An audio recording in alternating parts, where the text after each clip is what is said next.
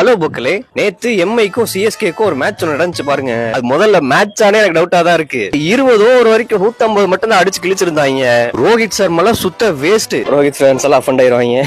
ரோஹித் சர்மா வருவான் பிரிப்பான் இருந்தா பிரிஞ்சுட்டு போயிட்டான். மேட்ச் ஸ்டார்ட் ஆகிறதுக்கு முன்னாடி இன்னைக்கு மும்பை இந்தியன்ஸ் வந்து எப்படி ஒரு 200 கிராஸ் பண்ணிடுவாங்க அப்படின்னு தான் இருந்தேன். தூம்பிட்டாங்க. சரி, அடுத்து சிஎஸ்கே வாச்சும் சீக்கிரம் முடிச்சு விட்டுருவாங்கன்னு பார்த்தா அவங்க உட்காந்து தட்டிக்கிட்டே இருக்காங்க. விட்டா பிபி டேப்லெட்டே போட வச்சிருவாங்க போல.